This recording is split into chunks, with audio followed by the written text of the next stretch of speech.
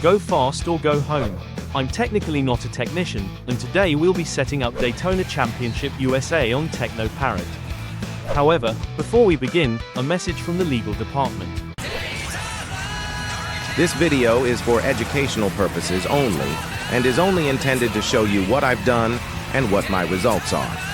If you choose to modify your systems using this or any other information I've provided from any video or content I've created, you do so at your own risk.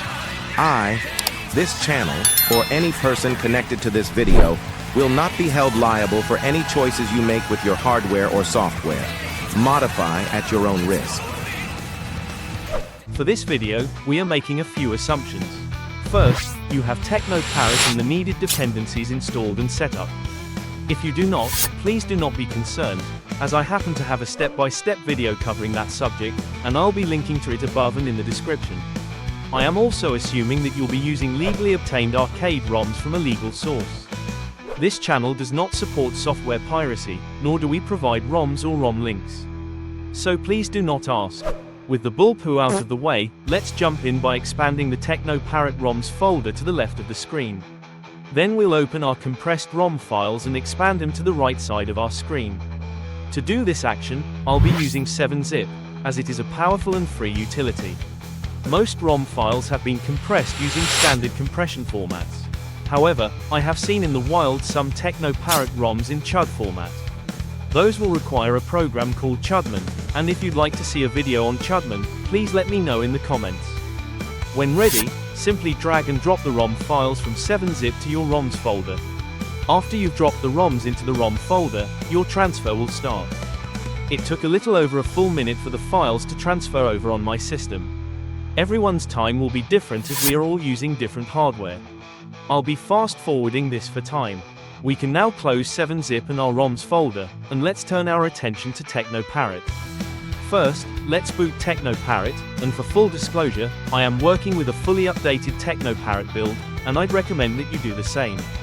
Once TeknoParrot is booted, navigate to and click on the hamburger menu, and when doing so, you'll be presented with a list of games that are compatible with TeknoParrot.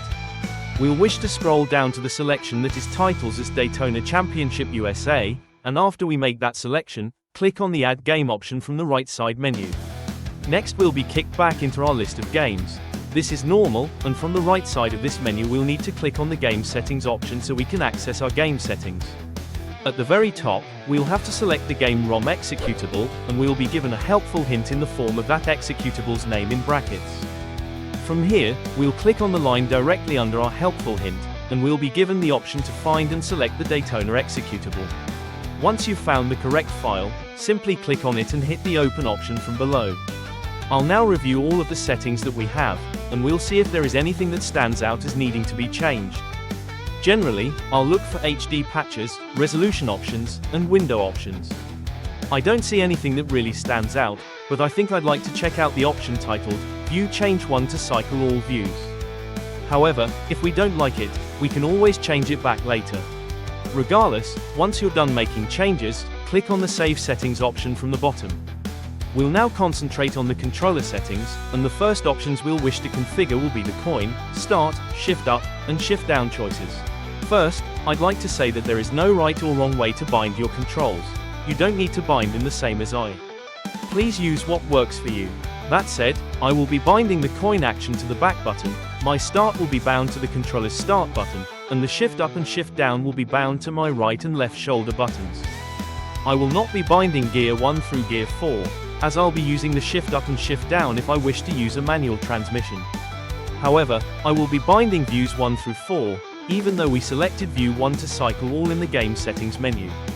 This should let me try the cycle option and, at the same time, give me access to the other 3 views if the cycle option doesn't work. Again, please use what binds work best for you. The last 3 binds we need to address are the steering, the gas, and the brake. I'll be binding the steering to the X-axis to my left stick, my gas to the right trigger, and the brake will be binding to my left trigger. When done, simply click on the Save option at the bottom, and we'll be kicked back into the Games List menu. We can now launch the arcade, but before we do, here is a word from our sponsor. For the first time, it's 3 incredible heroes on their own DVDs. Space Ghost and Dino Boy, the complete series. Birdman and the Galaxy Trio, the complete series. And Tex Avery's Droopy, the complete theatrical collection. Hello, Joe. He's faster than a speeding bullet, stronger than a bull. He's on his own 2-disc DVD. Get all 24 original theatrical shorts by Tex Avery of this little hero in hound's clothing. Okie dokie. It's Tex Avery's Droopy, the complete theatrical collection. It's the most high-tech hero around.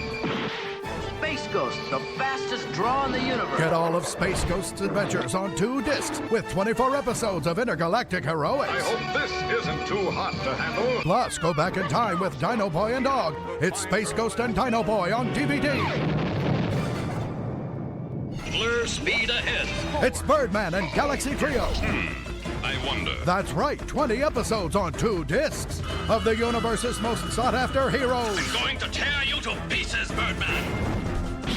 We've got company. It's the Galaxy Trio using their superhuman powers to keep space safe.